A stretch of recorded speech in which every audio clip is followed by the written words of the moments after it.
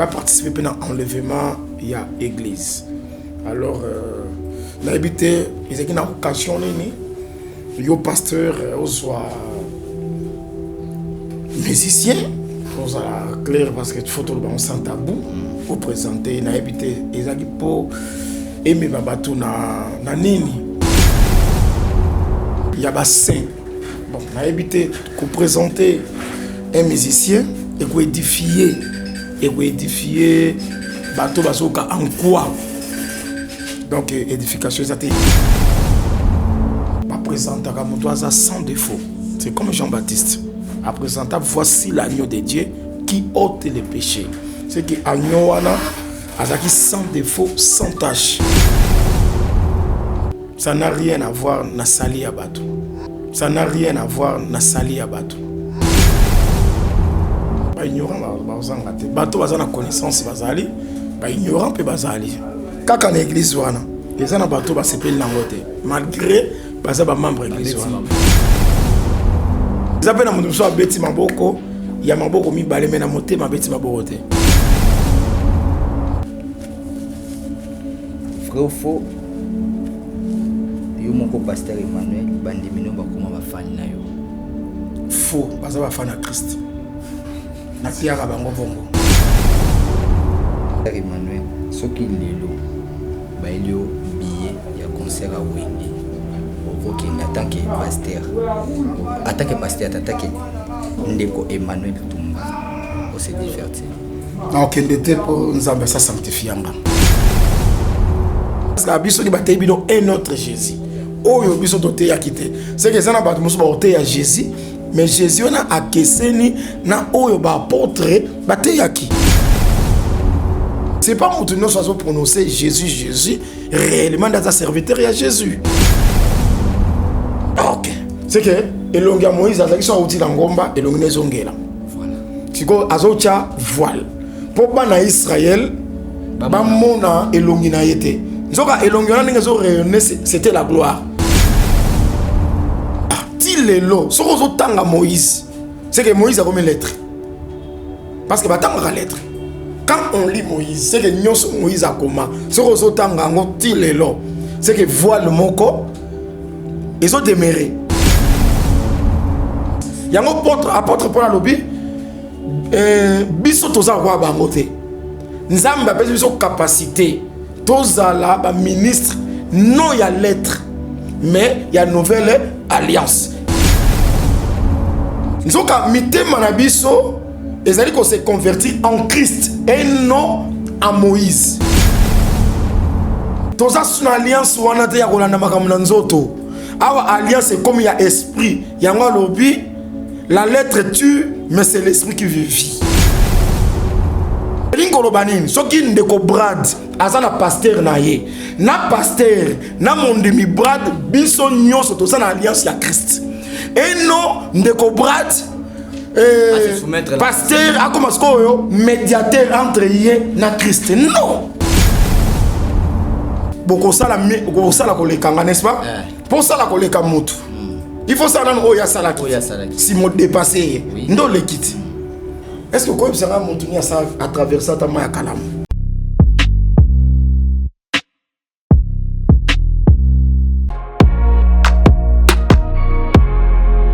Oui, je confirme des boutiques et Tikala Moko na République démocratique du Congo. Miss Lo boutique a même biso poto na Kinshasa. Ah, merci mingi na maman Laura na ndenge o même biso poto na Kinshasa.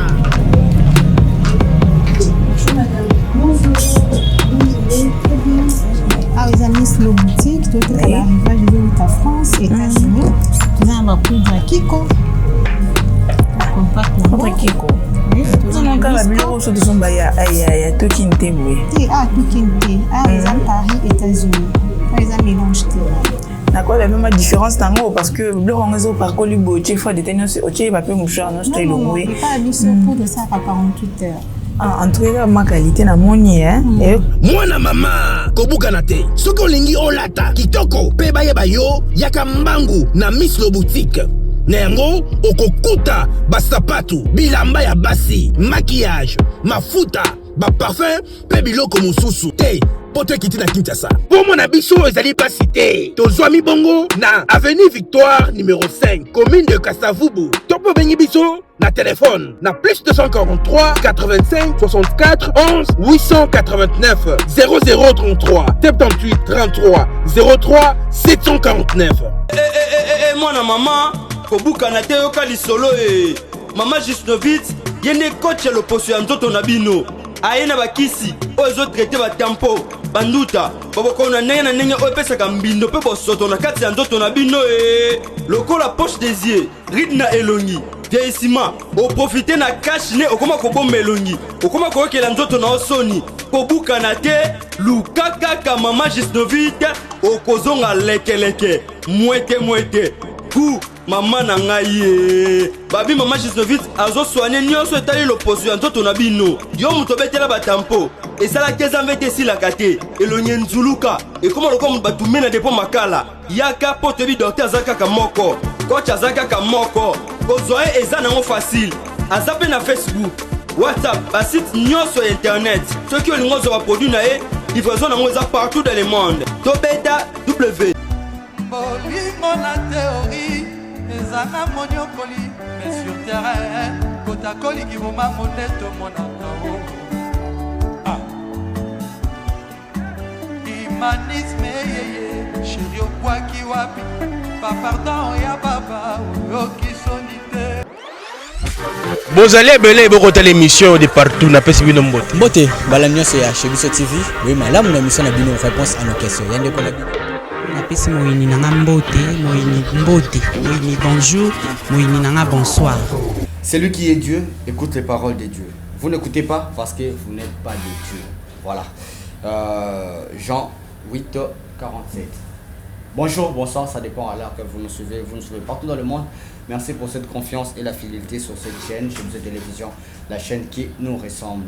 Voilà, c'est pas en vain que nous avons lu ces passages parce qu'aujourd'hui, il faut vraiment Tommy Kotissa, Tommy Bengana Banzame parce que David à Dieu a dit vous êtes des dieux, vous êtes tous des fils du Très-Haut. Donc aujourd'hui, on va vraiment parler sur les alliances d'aujourd'hui. Moi, j'appelle ça comme ça, les alliances et les alliances maintenant ça commande na droit au salon comme ils veulent. Donc on va essayer de marteler ça avec ce grand homme de Dieu. Il passe souvent ici avec Cheikh Moukadi, avec mes confrères journalistes. Aujourd'hui, c'est pour la première fois qu'il passe la réponse à nos questions. On va essayer de le chauffer un peu, ce grand homme de Dieu. Il va essayer de lui mettre dans la peau de vrai ou faux. Merci d'être toujours avec nous sur cette chaîne, Chebiso Télévision, la chaîne qui nous ressemble. Déjà plus de 149 000 abonnés. On vous demande alors de vous abonner très massivement sur cette chaîne, la chaîne qui fait de nous des bons et de belles servantes de Dieu. Merci à vous, merci à toute l'équipe, merci à Chris derrière la caméra, merci à Denis Monsolo et Eli Elias à la réalisation. Merci à vous, merci à Bato Nyoso Bolinga Rabiso de loin et de près. Merci parce que 149 000 abonnés, c'est pas facile, mais on vous demande de vous abonner très massivement. C'est pour la première fois que vous nous captez. Là où c'est écrit en rouge s'abonner, appuyez ou cliquez. Évidemment, il y aura une cloche qui va sortir. Vous êtes la première à recevoir toutes notifications sur cette chaîne, Chebiso Télévision, la chaîne qui nous ressemble. Ça me ressemble, ça te ressemble. Appuyez sur la cloche. Vous ne manquerez aucune notification sur cette chaîne. Voilà. Merci à tous mes partenaires. Je salue la Fondation Action Rap, Madame Jessica Longonia. Merci à vous. Merci à la Fondation Vida, non pas parce qu'elle a l'argent, mais elle a l'amour des gens. Emily Maïnga Setsi.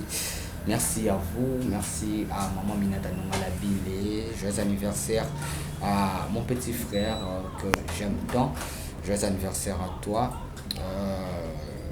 les Mané. Donc merci, profite au max de ton jour, Aspi les Mané, merci à Batouna Souboulina Brad. Vous voulez faire passer vos articles sur cette chaîne, contactez-nous, le numéro est affiché, plus 243 963 58 56. Voilà, aujourd'hui on est là, Toza Awa. Tomé a choqué papa Mouki dans ma question. Bonjour pour Pasteur. Bonjour de Cobrat. Bonne santé.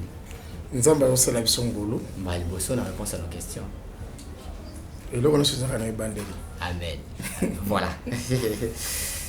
Un mot n'a pas abonné la mission sur Bolanda biso. O ba mesala de akulanda yo. Nzambe akoba pambola bango, na bika zo pambola bango. Muto akobanga na bolamu Nzambe azala te. parce que Nzambe a toujours la raison. Même si vous êtes en hôpital, vous avez un Nzambe, tant que vous êtes en hôpital, vous êtes en mort. Amen. Donc, vous avez un Nzambe, vous avez une dimension moko, autre que vous expliquez en côté. Et je crois que nous sommes à Zobikilango, que l'on ma volonté en Nzambe. Et Nzambe a continué, qu'on fait la vie dans la porte. Très bien. A continué à battre la bino, a continué à reprendre la bino. Amen. Voilà.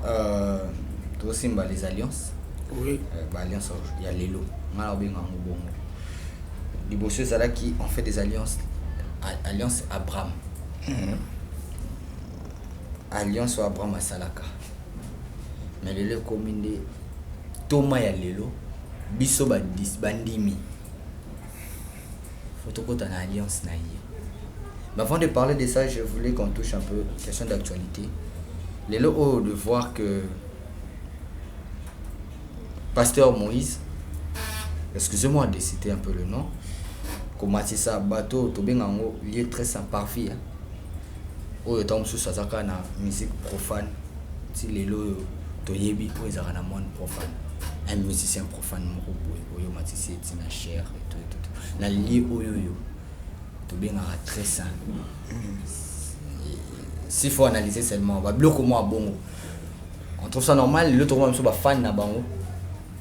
Bon, on a la langue en côté, mais on a sa confiance pas nayo, parce qu'on est journaliste. On a une investigation. C'était le frère Tutu Kaluji que je peux citer. Ok, on a la langue en côté. Alors sur le Salama Kibongo, c'est triste. Pourquoi? Parce que le culte, n'a pas un terme, il y a lieu saint, lieu très sainté, parce que on est allé, biloko ezaki na sacerdoce lévitique parce qu'il y a ezaki na tabernacle mo ezaki dressé. On ezaki na lieu saint, na lieu très saint. Esika nzamba ezaki kovanda pour la culte au Israël avec rendre. Alors dans autre esika qui culte autre salaka, même esika biso tozo sambela, même esika bango bazawana, culte wana ezaki à l'honneur de l'Éternel. Très bien. Et ça, pour les fidèles, on va prêcher Jésus. Bah aussi, bandimaki, bah la bango, un plus, na foi na bango, bah on a nos bandimaki c'est-à-dire, et même on a repentance, na foi en Christ, pour que tant que sote yama, donc la parole les a pure et purifié bango, bah comme pire, bah comme saint, n'engenzamba saint, afin que lobby va participer à l'enlèvement il y a église. Alors on a habité ils ont une occasion yo pasteur soit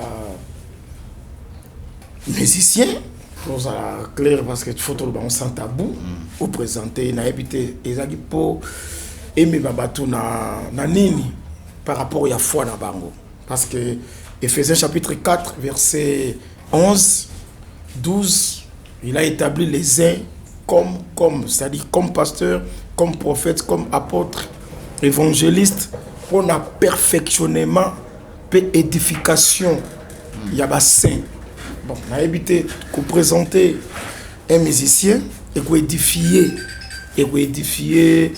bateau bazoka en quoi. Donc édification ça et puis il faut y que présenter comme toi ça sans défaut. C'est comme Jean-Baptiste. À présenter, voici l'agneau de Dieu qui ôte les péchés.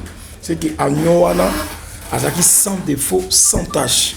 Il y a des qui sont présentés pour que apporter et pas y abatu au bango bazangaki. Donc eza correctité et on qui se lit ba nzambe le remonter. Ce gars spectacle au bat bazo ça la peut-être pour l'actualité. Au moins que soit ça qui est autour de l'actualité. Il a créé une actualité. Peut-être à créer une actualité, à créer base. Voilà. Merci. Bon, nous allons profiter d'en des gens actualité. Tu as créé une actualité. Ça n'a rien à voir avec la sali à bateau. Mais d'accord, tu peux m'en bah ignorant,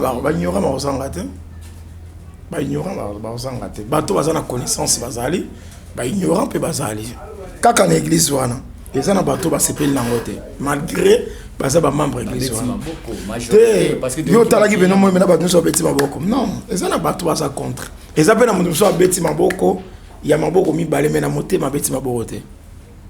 maboko musa muté mes o ezalaka libanda ya moto eza kati ya moto ezali. Parlons des alliances.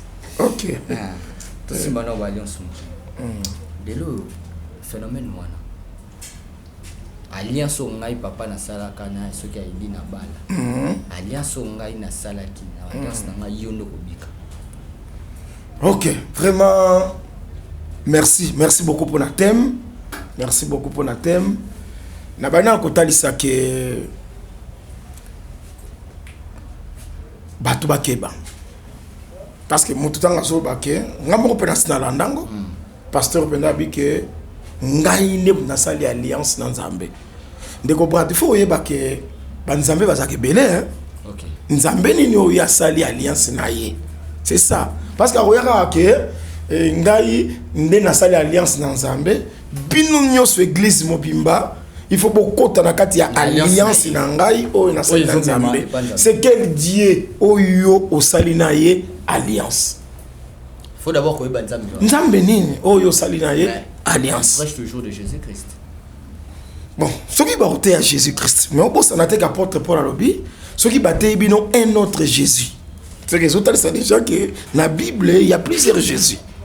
Parce que la Bible, ceux qui battent un autre Jésus. Oh, il y a d'autres qui quitté. C'est que les gens battent à Jésus, mais Jésus on a acquesté na oh il y a apôtre battent à qui. Donc comme déjà des Jésus, donc comme cause à plusieurs Jésus. C'est pas mon nom soit prononcé Jésus réellement dans sa serviteur il y a Jésus.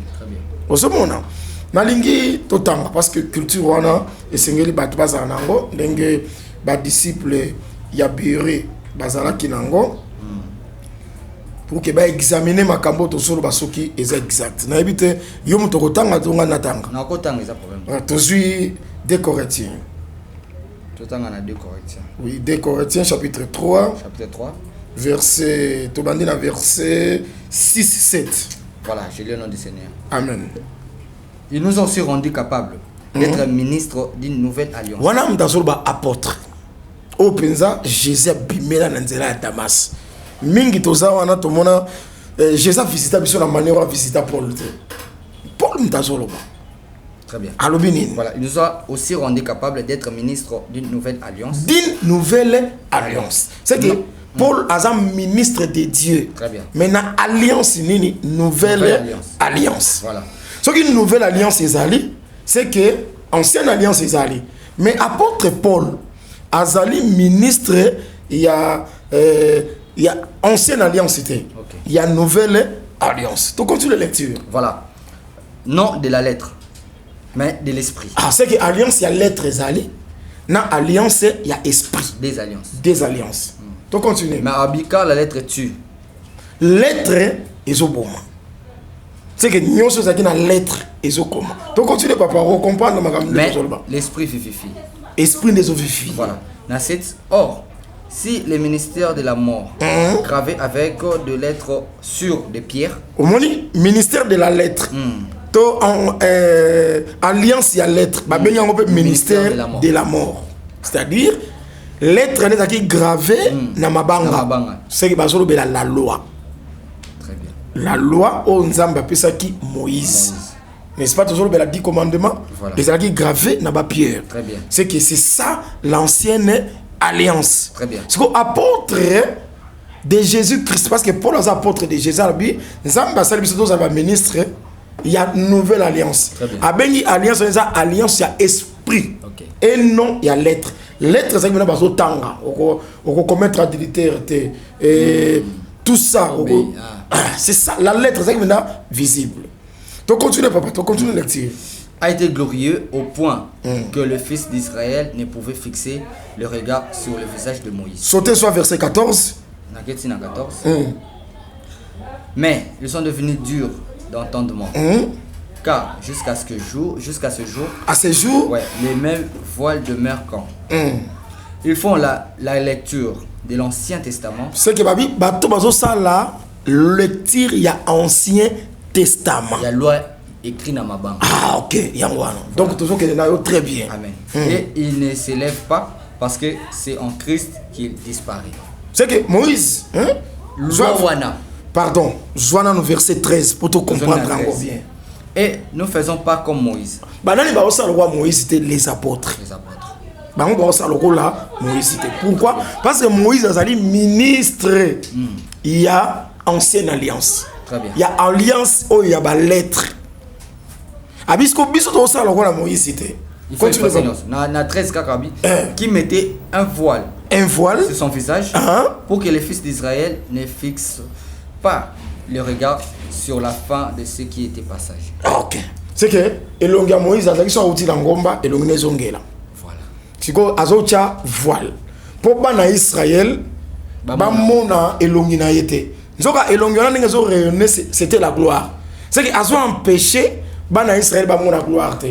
Voile ils ont empêché. Ce qu'on apporte à Bible, c'est ça la bongoté. Biso photo longo la voile. Ah, continuez. Ce qu'on comprend de voile en anime. Nazon en a 14, on a mais ils sont devenus durs d'entendement, car jusqu'à ce jour, les mêmes voiles demeurent quand. Ils font la lecture de l'Ancien Testament. Même voile on les ali ko déméré, tant que bazali ko ça la lecture il y a Ancien Testament. C'est que l'élo. Ce qu'on a la lecture de l'Ancien Testament, voilà les alliés. Surtout quand on a su l'Ancien Testament. Tu comprends? On va expliquer voilà. Continuez la lecture, papa. Et il ne s'élève pas. Parce que c'est en Christ qui disparaît. Na Christ, voilà les ôté. Christ a une nouvelle alliance, la Nouvelle Testament. Na 15. Jusqu'à ce jour, quand on lit Moïse, est jeté sur leur cœur. Dis-le, ce qu'on a Moïse. C'est que Moïse a combien de lettres? Parce que tant que lettres. Quand on lit Moïse, c'est que Moïse a comment? Ce qu'on c'est que voile moko, ils ont déméré. Continuez à lecture, papa. La 16 Abi, même lorsque le cœur se convertit au Seigneur, les voiles est ôté. Ce qui n'est motema est changé et pas à Christ, ne voile wana ezali ôté. Dans ce cas-là, le bani, papa. Tout ça n'a des alliances. Voilà. L'ancienne alliance et la nouvelle alliance. Et la nouvelle alliance. Très bien. Il y a un peu de Ancien Testament et le Nouveau Testament. Maintenant, Abraham, nous avons une alliance par la circoncision. C'est quelle alliance? Nous avons placé l'alliance. Très bien. Je crois que ba abonné et si ka baza bazo na ba salon na bango na ba phone na bango même na mituka ba répondre. Abraham aza na quelle alliance? Ancienne alliance. Ancienne alliance. Nani Noé nzamba sali na alliance na arc-en-ciel. Eza na quel testament? To quelle alliance? Ancienne alliance. Ancienne alliance. Ozu alliance wa sali na David. Ozu alliance wa sali na Jonathan. C'est quelle alliance? Ancienne alliance. Les lobbies sont tous dans quelle alliance? Tous dans la nouvelle alliance. Il y a un apôtre pour la lobby. Biso tous dans roi bangote. Nzambe a besoin de capacité. Tous dans la ministre. Non, il y a lettre. Mais il y a nouvelle alliance. Car la lettre tue. Mais c'est l'esprit qui vivifie. C'est-à-dire, ceux qui ont dit qu'il y a une alliance, il y a lettre. Tant dans une alliance, il y a lettre.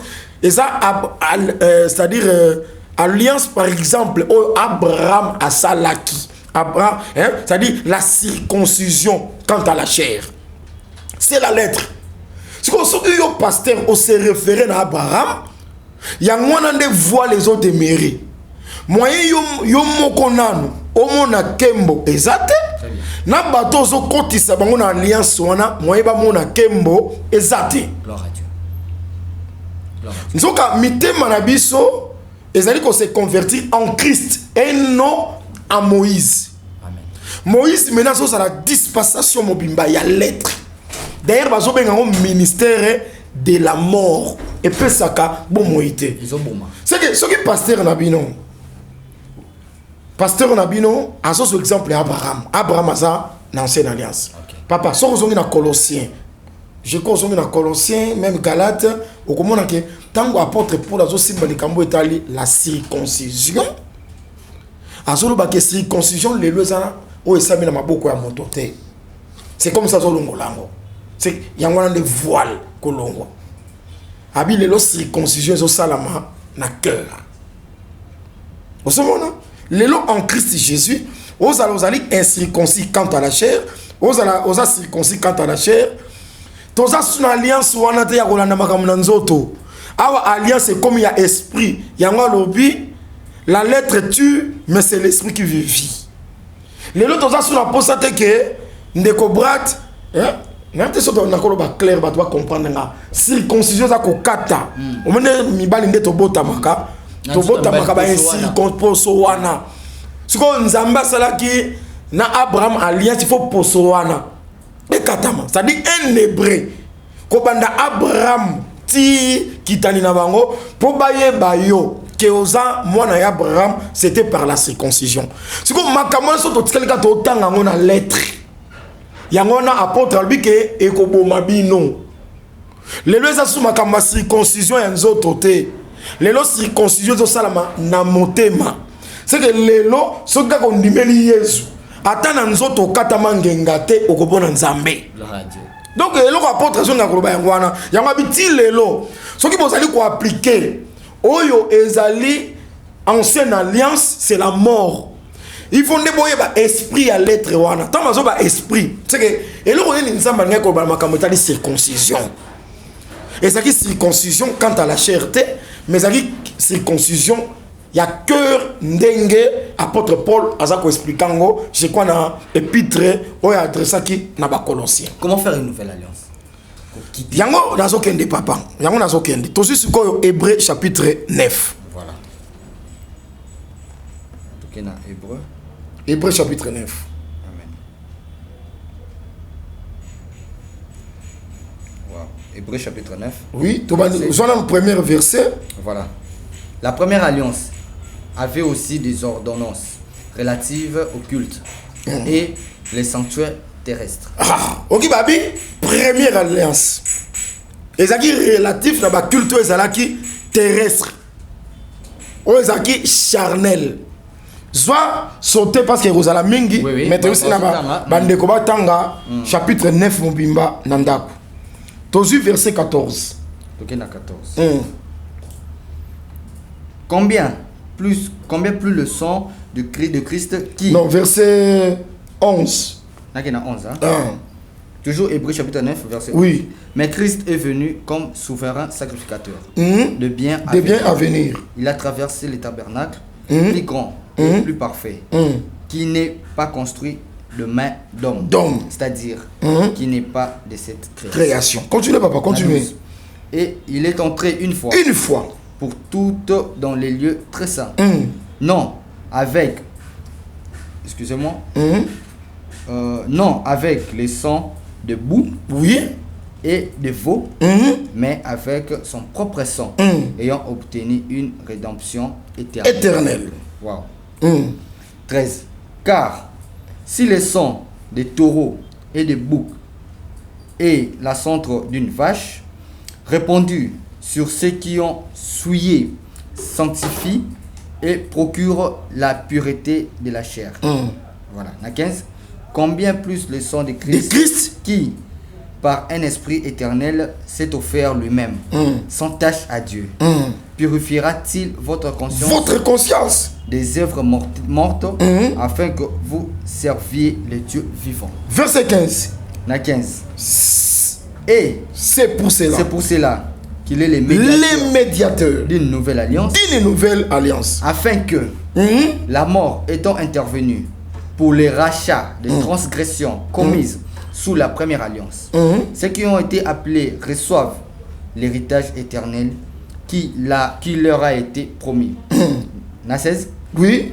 Car là où il y a un testament, il est nécessaire que la mort du testateur soit Babi Christ azali médiateur, il y a nouvelle alliance. Pourquoi? Parce que l'ancienne alliance ezaki na ba ordonnance relative au culte terrestre. Kuna ezalaki nini? Mutasumuki tabeye, mutasumuki ngombe, mutasumuki memaye, mutasumuki pigeon. Chaque jour Aaron azoboma ba nyama po na bolimbisi ya masumu ya bana Israël. Yango awa écriture na hébreu zo ba clair que ba sacrifice wana c'est-à-dire bangombe bataba ba meme et kokaki komema bato na perfection te Gloire à Dieu. yango ko Christ aye lokola médiateur ya nouvelle alliance osomona papa aye lokola médiateur ya nouvelle alliance pour biso tozwa rédemption éternelle.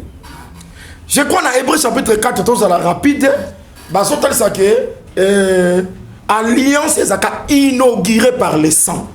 C'est comme Moïse tant azaki ba sacrifice ya bangombe mamakile zotanga ezaki inauguration, il y a une alliance, c'est-à-dire l'ancienne alliance. Ndenge moko ancienne alliance ezaki inaugurée parce que sans effusion du sang, il n'y a pas et pardon à péché. C'est-à-dire Natango Moïse dans l'ancienne alliance mobimba wana makile zaye kotanga ezaki alliance. Nouvelle alliance c'est pourquoi? Et parce que ngombe makila taba makila meme et kokaki ko purifier batute. Et kokaki ko mema batu na pardon ya péché te. Péché c'est le péché adamique. C'est que depuis Adam pécha, bangombe no sobe ekufa na hôtel na ancienne alliance wana. Et tikala ko kolongola lisumote. Yamoni Jean-Baptiste za na raison globake. Voici l'agneau de Dieu qui ôte. C'est que avant Jésus péché zaki otete. Bien que ba sacrifice wana. Papa, n'est-ce pas Christ est mort à zolo babi que tu n'as voulu ni sacrifice ni holocauste, mais tu m'as formé un corps. C'est que ba sacrifice nous est ça avant Christ. Ba makila no so tanga wana, ya ba taba, ya ba meme, ya ba pigeon et kokaki kolongola mbindo na kati ya batote. C'est que pendant qu'on bake alliance wana ya kala et koka ko pardonner les péchés te et koka pe comme batu na purification te. Yango Christ d'ailleurs médiateur ya nouvelle alliance. Yé a koti na tabernacle salami na maboko abatute. Ya koti na tabernacle la création yote. Ya koti na sié. Pe balobi une fois pour toutes. Na makila tabate mais na makila na yemoko ndeto zui. Rédemption éternelle. Nazoli ngana lobanini papa. Pona c'est la claire. Lelo alliance on ngana yo tozali. Parce qu'il faut accepter alliance ya Christ. C'est que depuis la croix, ngana yo tozana kati ya alliance ya Christ. Biso tozana alliance ya Abraham était. Biso tozana alliance ya Jacob était. Biso tozana alliance ya Noé était. Parce que alliance ya Noé et même la perfection était. Alliance ya Moïse. C'est que Babylone kwana nyonso on ba so bengango ancienne alliance. Alliance ya ba taba, ya ba meme et pesa biso lobi côté. Biso sko to continue alliance ya croix ya Christ. Et lingo lobanini, soki ndeko Brad azana pasteur na ye. Na pasteur, na mon demi Brad biso nyonso to sana alliance ya Christ. Et non ndeko Brad pasteur a comme yo médiateur entre ye na Christ. Non. Pourquoi tout ça babongo? Bien aimé, il faut tous aller très conscient que magie, occultisme, cabale du les lois allaient planer dans la l'église. S'il vous plaît, baza mouké o ba ose la nzambe na ndenga solo. Bangange belé balongoli ba rafia. Batie ba cravate, batie ba veste, batie obo chaka. Non, on a coutu, on a prochainement vêtements sacerdotaux to rolobelango. Rolobelango. Mais balata on peut. To rolobelango. Au comment on appelle les vêtements sacerdotaux et ça toujours et ça dans quelle alliance? On est dans la nouvelle alliance père. Ah, c'est que Simba tableau tous en a des alliances. On a tout rolobelango. Tous en a ancienne alliance. La nouvelle alliance. Non, et si papa pasteur biso neni bo sala pour beaucoup mais ça biso ba fan na bino. Papa, pardon, je vais vous qui vient de avant de répondre à la question. Au moment où thème c'est pour la Télé-France, il y a plusieurs. Luc chapitre 22. Luc chapitre 22. Pour nous remonter comment? Soit verset 20. Bon, bah Luki, t'as pas Luki les kobo. Combo mon kobo pour pas ma bé. Soit verset 20 papa, soit verset 20. Luc 22 verset 20. Je lis au nom du Seigneur. Il prit de même la coupe après les soupers et leur donna en disant, cette coupe et la nouvelle alliance en mon sang qui est répandue pour vous. Pour vous. C'est que mon toit ça l'alliance. C'est que la nouvelle alliance est bandit où Christ à répandre le sang. C'est ça. À répandre que le sang où? Mais c'est sur la croix. C'est que l'élo bien aimé, ce qu'on continue on dit à Christ. On a la nouvelle alliance. On a tina pasteur à part alliance il y a Christ. Aya ko salela yo alliance mosusu. Yamoni na hébreu ba bengié aza médiateur. Il y a nouvelle alliance. 1 Timothée chapitre 2 verset 5. Voilà, 1 Timothée chapitre 2. Parce que on va commencer mais trop bando on a mutu na biso te. Na ikala bandi ko loba loba te. Il faut ça appuyer. Appuyer. Sous bassement faut ça. 1 Timothée chapitre 2 verset 5. Chapitre 2 verset 5. Maintenant une question à tout nous répondre te. Car il y a un seul Dieu et aussi un seul médiateur entre Dieu et les hommes, Jésus-Christ homme. Combien de médiateurs? Ah mais bah, non, on a le but combien de médiateurs? Un seul. Un seul médiateur. Bah si comme moi médiateur Azanan. Jésus-Christ homme. Homme Jésus Christ. Moto. Oh il y a qui pense na chair. Mais avec qui vous ferez plus que moi. On le bien. Il est payé son papa. Na le bien. Je l'ai expliqué le quoi parce que va profiter va cause rabat ensemble les locaux. Merci beaucoup pour la pomme pour la. N'est question yi. Aba ki ba osala koleka ce que osala koleka moto. Nazo ke na raisonnement terre à terre. Hein? Bana nzambe abonné nyonso ya Chebiso TV. Bayo kana koto. Boza pété boyo kana. Tala. Boko sala koleka n'est-ce pas? Pour ça la koleka moto. Il faut ça dans Oya Salaki. Si mon dépassé, ndo le kiti. Est-ce que quoi ça va monter ça à travers ça ta main à Kalam? Nani te azali. Mon pasteur moko. Hein? Parce que c'est comme si qu'on ça la kolekanga, il faut bien ça va passer dans autres.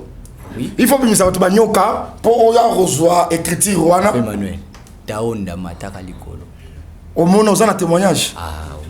Oyoka masolo bio mona na tuni yo omona bio yoka babetela masolo papa na ngai na ebisi yo boye ndeko brat omona ta onda zo mata oui amati pa limwa kei akoya ka premier mais Christ akoya te wana selo mas pas deuxième banda boye ko sala ko lekate et bon Paul na lobi ko sala ko lekeza ni ko sala ko lekeza fo sala o mutu asalaki simoleki Christ sikoyo amata kenda penza koya kite sikoyo mati kanga ba point clé yeso bimisi mutu mbisi mo na lobi boye papa na lobi boye là c'est ça raconte Christo abimisi mbisi mbongo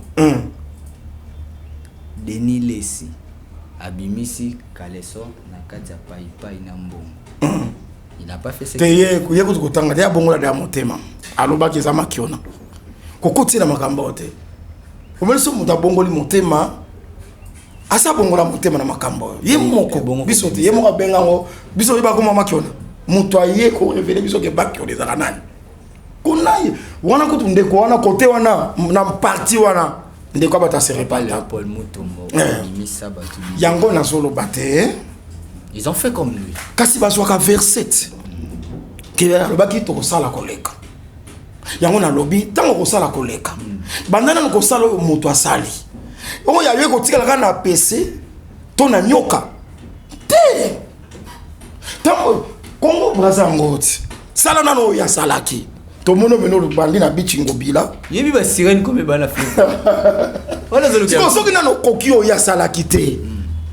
Est-ce que la version Zarani na lobi Lazare sort Lazare abimi mais toi kufa bala muka bazati nani omona wapi si aramboyo hein papa je crois qu'on se comprend très bien voilà est-ce que nous reste encore du temps mais ce que n'a expliqué bandi mais c'est quoi fondement ya verset o Zarani OK fondement ya verset tant ba ki boko sala kolekanga ezunga koloba nini ezunga koloba ke au jour de sa chair, tant qu'on a prêché, Moto a se converti ça à la quitter. malgré azote ya bato babongola ki mitema te. Ka place ofani ngape na ofanda. OK. Na bide so na kosilisa. Silisa papa. Esengela ki ya mata. Consolateur aya le Saint-Esprit. Consolateur divin. OK. Tangu ya koya, yango moni sekela ki bazala na chambre haute. Très bien. Atika ki bango combien? La chambre haute ba balanda Yesu. Pendant 3 ans ministère. Combien balanda Yesu? 12 apôtres. Bazali c'est même pas 12 hein. Bazaki belé. Environ 120. Voilà les écritures. Environ. Donc Tala Yesu au jour de sa chère montée, ya sali ba miracle. Tanga dake ne bandimi o yatika na chambre haute sika moko 120. Environ 120. Akenae. Mais bello bazalaka. 120. Si autant cet esprit qui est dit Pierre tanga bandi côté ya. Premier discours à Pierre à combien? Jésus a dit 120. Yetango atei Pierre a dit combien? Comment on bungi? 3000 âmes.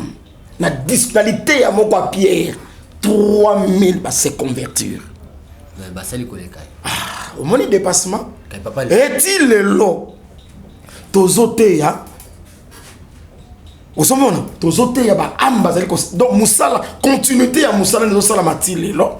Bat bazo bongo la monter ma koleka au jour de sa chair. Yango ba que boko sala kolekanga. C'est-à-dire c'est ça. Net lelo papa na biso prophète Konde attend de sa martyr, il n'a battu plus de 4. Papa, tozo ba likambo ya conversion des âmes. Attention. Le 30 juin stade de martyr tonda. Na wenge. Ekotonda. Wa ba oteka billet. Yango na baraka full na ba converti ba keseni. Faut ça différence là. Full ya batu na ba converti ba keseni. Mais a ezala ki te ke babi ke on parle Pierre atei bato 3000 te babi 3000 âmes. On parle de Christ et homme. Oui, il y a Christ esprit. Oui, Christ homme ezali tango porter la chair. Christ esprit ezali après sa mort, ndaza esprit. C'est ces missions. Et vous savez que tu as photo de tu n'as pas ça. La sépilateur va finir na sépilateur. Vous avez aimé hein? La CP l'émission na biso. Na la CP. Photo ça la deuxième. Tu fais na foi, na esprit wana, na homme. Et donc foi, esprit, homme. Tu fais de la. Bikambozate. Combien tu me savais matière ezali? Mais entre parenthèses kaka. Bon ça la lokola. Papa Léopold a 36 000 personnes. L'église, Dika ils ont bima, Bapes ils ont bima. Moi, je suis bon ça la Jésus.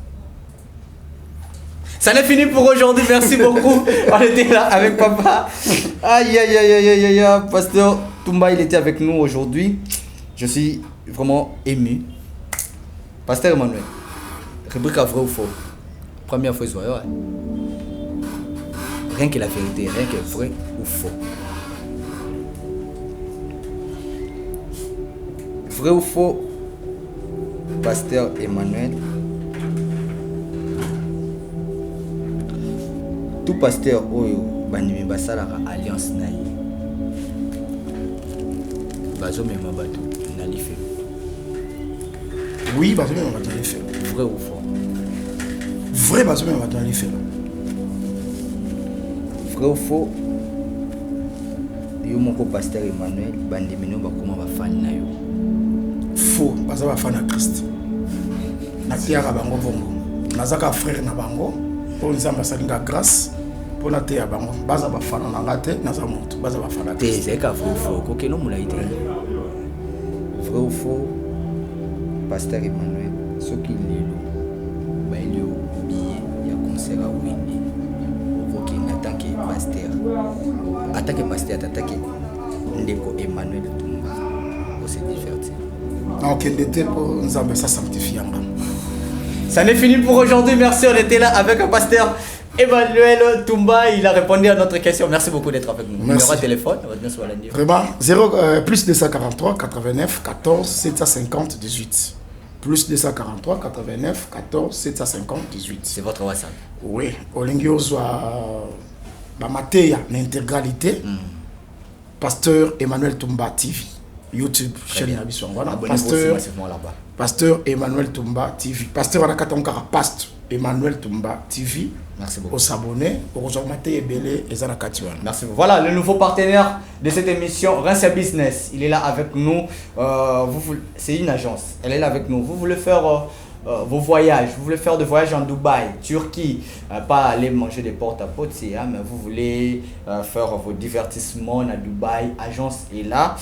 Rancia Business est toujours là à votre portée. Donc, DV Loterie, ou le mot bêta DV, en couple, en famille ou en Yomoko, de Babar en solo, contactez-nous. Rancia Business est là. Appelez-nous, on va vous mettre en contact avec les directeurs. Il y a Rancia Business. Merci beaucoup, l'homme de Dieu. Merci. C'est bien, très bien. Très bien. Tu évolues de non. Climes Alia. On se retrouve prochainement. Au revoir. Merci. olandelaka papa oyo nini omoni makambo nalandelaka papa wana mokolo yo jeune garçon mo kaka moko olembi papa limbisanga mpona dérangement biso bagene mikongo déjà ekufi bino bozosala ndenge nini mpo mokongo na bino ezala toujours efficace et le silence démacadé viens cabinet Dr Aladji 2022 Kimana Lombango chez Dr Ahmed Yakozwa Uko Force pour la faiblesse sexuelle, Aqua pour la hémorroïde, Acacia pour la prostate, Awika renforcé spermatozoïde, Iba pour la colisanzoto ya papa, Arariro pour la infection, Ahmed Azo soigné, Dr Ahmed Azo soigné faiblesse sexuelle, IST, hémorroïde, diabète, hypertension, hypotension, hypertension, hypotension, stérilité, rhumatisme, épilepsie, myome. Bengabus 243 82 97 37 164. Soit Oye sur avenue Loubefu numéro 17 na commune Yalemba. Référence salle du royaume des témoins de Jéhovah. Pona Batwamiki Yalibanda. WhatsApp na 89 97 78 138. olandelaka papa oyo nini omoni makambo nalandelaka papa wana mokolo yo jeune garçon mo kaka moko olembi papa limbisanga mpona dérangement biso bagene mikongo déjà ekufi bino bozosala ndenge nini mpo mokongo na bino ezala toujours efficace et le silence démacadé viens cabinet Dr Aladji 2022 Kimana Lombango chez Dr Ahmed Yakozwa Uko Force pour la faiblesse sexuelle, Aqua pour la hémorroïde, Acacia pour la prostate, Awika renforcé spermatozoïde, Iba pour la colisanzoto ya papa, Arariro pour la infection, Ahmed Azo soigné, Dr Ahmed Azo soigné faiblesse sexuelle, IST, hémorroïde, diabète, hypertension, hypotension, hypertension, hypotension, stérilité, rhumatisme, épilepsie, myome. Bengabus 243 82 97 37 164. Soit Oye sur avenue Loubefu numéro 17 na commune Yalemba. Référence salle du royaume des témoins de Jéhovah. Pona Batwamiki Yalibanda. WhatsApp na 89 97 78 138.